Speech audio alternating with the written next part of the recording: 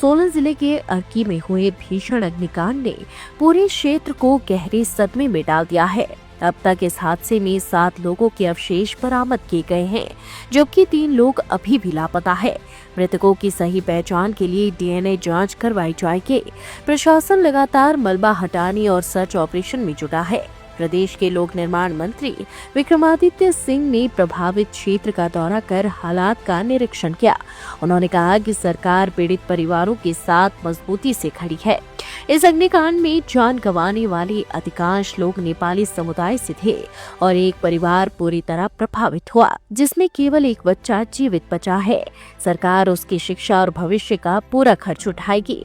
मंत्री ने बताया कि आग से नुकसान झेलने वाले व्यापारियों को तत्काल सहायता दी गई है और भविष्य में ऐसी घटनाओं से बचाव के लिए अमृत योजना के तहत फायर हाइड्रेंट्स और मजबूत हॉर्स पाइप लगाई जाएगी।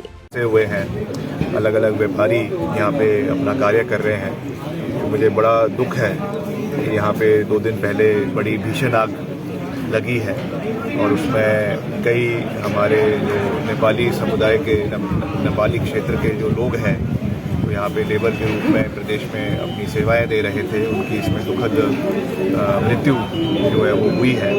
हमारे लिए बहुत दुख का विषय है और उसी का निरीक्षण करने के लिए आज मैं यहाँ पे उपस्थित हुआ हूँ और सरकार इसमें पूरे तरीके से संवेदनशील है।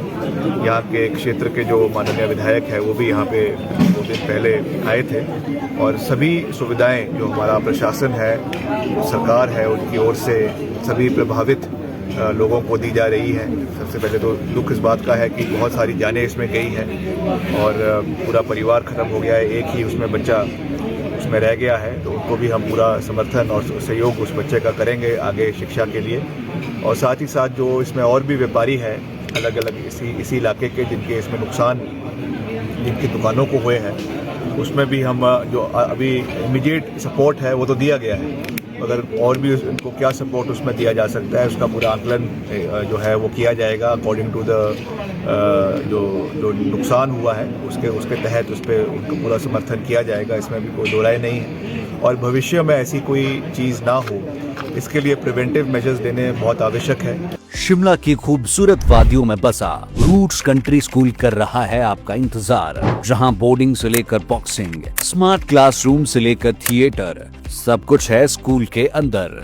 रूट्स कंट्री स्कूल में बच्चे न सिर्फ पढ़ते हैं बल्कि खुद को पहचानते हैं अपने सपनों, आत्मविश्वास और मूल्यों के साथ। एडमिशंस ओपन, तो आज ही विजिट करें रूट्स कंट्री स्कूल, बागी, शिमला। ये क्योंकि वैसे भी बड़ा पुराना बाज़ार है, प्राचीन बाज़ार है और बहुत सी जो यहाँ पे दुकानें हैं लकड़ी की बनी हुई है, पुरानी दुकानें हैं, तो इसलिए यहाँ पे जो है एक मोटा हॉर्स पाइप होना बहुत आवश्यक है, फायर हाइड्रेंट्स होने बहुत आवश्यक है। तो उसके लिए भी मैंने जानकारी प्राप्त करी है कि मेरे ही विभाग द्वारा, शहरी विकास मंत्रालय द्वारा अमृत के तहत एक यहाँ पे स्कीम जो है दी गई है करीबन 11 करोड़ रुपए की, जिसमें वाटर सप्लाई जो है पेयजल की भी है और उसके साथ साथ इस एस्पेक्ट को भी उसमें कवर किया गया है। जो भी इसमें डिमांड जो हमारा यहाँ का जो फायर ब्रिगेड डिपार्टमेंट है उन्होंने जो भी इसमें इनकॉर्पोरेट करने के लिए किया था वो IPH ने, जो हमारा जल शक्ति विभाग है, उन्होंने उसको इनकॉर्पोरेट किया है और जल्द इसको हम पूरा करने का प्रयास करेंगे। मैं इसकी पूरी रिपोर्ट भी मंगवाऊंगा अपने पास और उसमें और कैसे उसको बेहतर किया जा सकता है।